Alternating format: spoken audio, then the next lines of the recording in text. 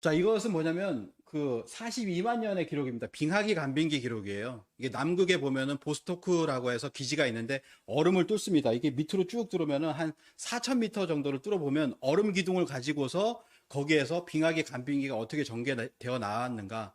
기후를 얘기했잖아요. 며칠 전에 어떤 강사님이 기후변화가 굉장히 역사에서 중요하다라고 했는데 빙하기에서 간빙기가 되었다. 여기가 이제 빙하기입니다. 빙하기. 40만 년이에요. 여기까지 이제 42만 년이고요. 42만 년 동안에 겨울철인 빙하기가 있고 올라갑니다. 이렇게 올라갔다가 내려갔다. 아, 뭔가 주기가 있다. 인류가 여기 이 주기를 타고 인간이 어떤 뭔가 활동을 하게 된다는 것이죠. 그래서 42만 년 동안에 네 번의 빙하기와 간빙기가 반복이 되고요. 그 다음에 뭐냐면 빙하기의 소산으로 인류가 출생하게 됩니다. 그래서 많은 사람들이 이렇게 이야기를 하죠. 현생 인류라고 합니다. 호모 사피엔스는 기원전 4만 년 이후에 슬며시 나타났다. 알 수 없는 곳에 슬며시 나타났다. 이렇게 이야기 하시는 분도 있고요.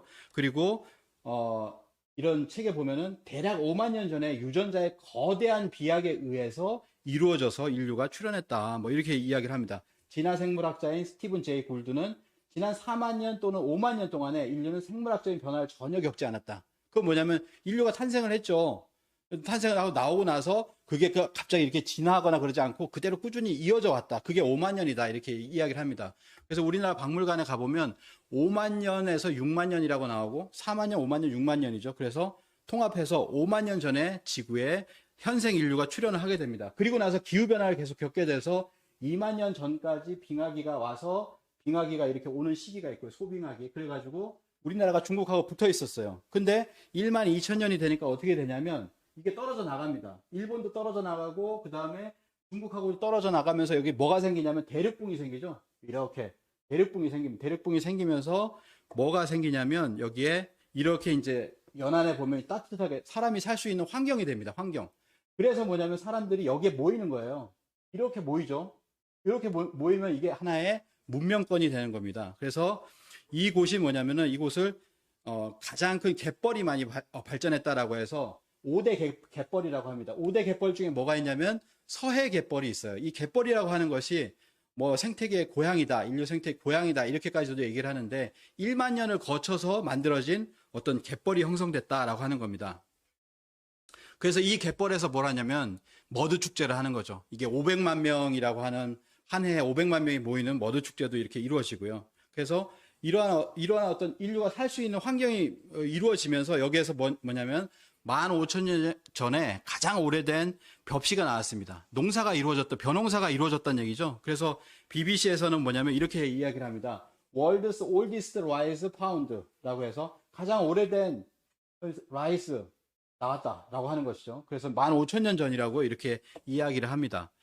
이런 것들을 왜냐하면 중국에서는 12,000년 전에 이런 어떤 나왔거든요. 이런 것들이 나왔는데 중국의 고위 어떤 외국에서 관계자가 오면은 12,000년 전에 그 별을 보여준다 그래요. 그래서 우리가 이렇게 쌀농사를 12,000년 전부터 했습니다라고 하는 걸 보여주는데 우리는 뭐냐면 굉장히 겪고 있는 게 굉장히 희한합니다. 소로리닷컴이라는 뭐 도메인이 없어졌어요. 박물관을 이제 세워야 돼요. 이때부터 벌써 굉장히 오랜 시간이 지났음에도 한 20년 됐죠. 20년 됐는데 아직도 박물관을 지읍시다. 뭐 이런 얘기를 하고 있는 겁니다. 중국이면 바로 여기서 박물관 지어가지고 전 세계에 선전할 수 있는 그런 것이죠. 이것이 이제 여러 기관에서 이렇게 검증이 되었습니다. 그리고 콩과 팥, 7,000년 전에 이미 이렇게 우리나라에서 재배가 되었고요. 제주도 고산리에 보면은 12,000년 전에 가장 오래된 그런 신석기 유적이 있습니다. 여기 보면 고산리식 토기가 있죠. 여기 보시면은 제주도에 고산리식 토기가 있고요. 그리고 이것이 이제 남해안 지역이라든지 일본 규슈 정도에서 조금 이렇게 나오고 있다라고 하는 겁니다.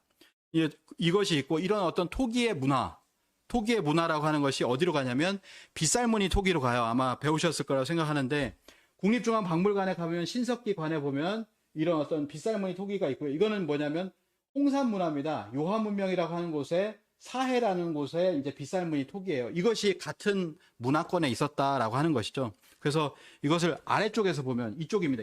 이쪽에서 보면은 이런 식의 어떤 햇살 무늬로 보인다. 우리 민족이 이제 광명 민족이라고 하잖아요. 광명을 숭배하는 민족이다. 숭앙하는 민족이다라고 얘기를 하는데 이렇기 때문에 이것을 햇살 무늬 토기라고 해야 된다. 또는 빛이라고 하는 이를 빚는 빛이 아니라 빛. 빗살무늬 토기로 해야 된다라고 이렇게 이야기를 하고 있습니다. 이게 가장 오래된 게 빗살무늬 토기가 우리나라 강원도에서 나왔는데 이걸 보면은 빗살무늬 토기의 분포도예요. 이렇게 어디까지 가냐면 북유럽까지 갑니다. 제가 여기 갔을 때 독일에서도 보면 빗살무늬 토기가 있었어요. 근데 이제 이런 것들을 보면 뭐가 있냐면은 이것을 갖다가 어느 교수님은 이렇게 얘기했습니다. 최초의 한류다.